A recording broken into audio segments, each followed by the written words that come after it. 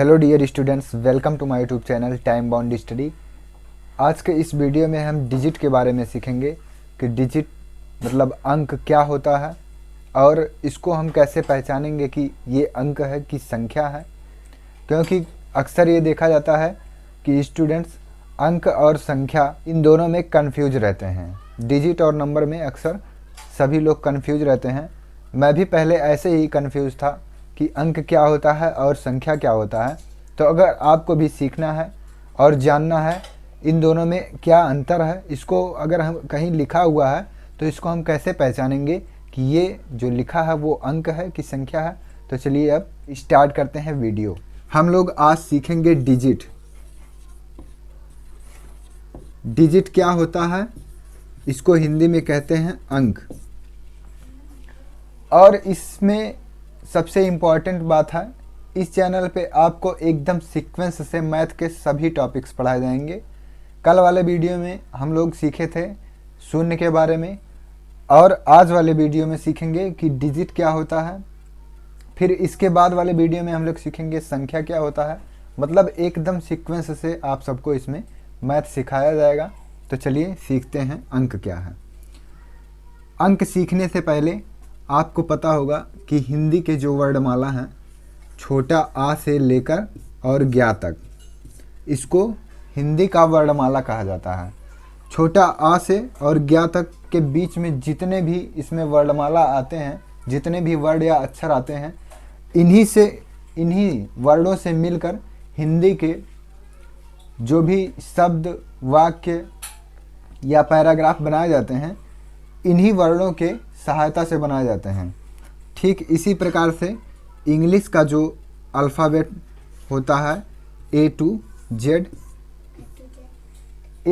से ही, पूरे इंग्लिश में ए टू जेड से ही इसमें जो भी वर्ड या अक्षर आते हैं ए टू जेड से ही मिलकर बने होते हैं। अब इसके बाद गणित की जो वर्णमाला है, या हम उसको गणित की वर्णमाला एक तरह से बोल सकते हैं, तो 0 से लेकर 9 तक इसको हम गणित की वर्णमाला भी बोल सकते हैं।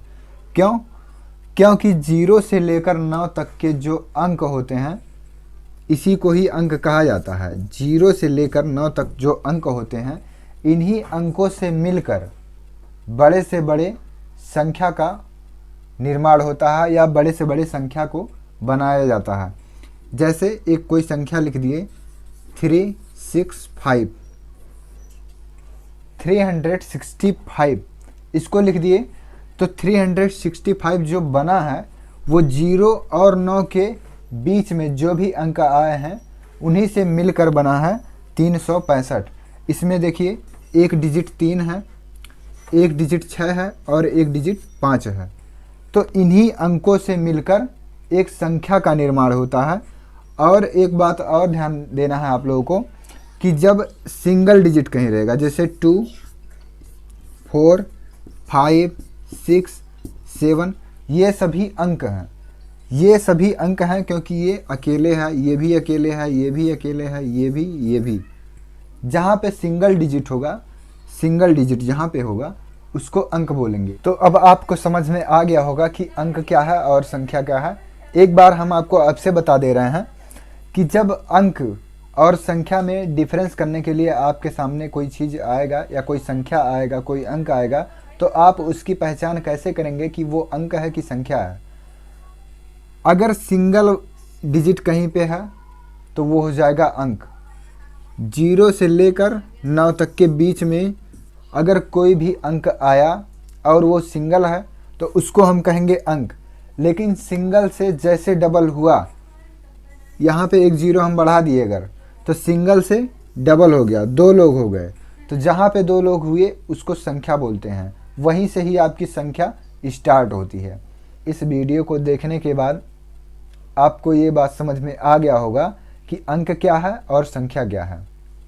इसके बाद भी अगर कोई डाउट है आपके मन में तो आप कमेंट में पूछ सकते हैं।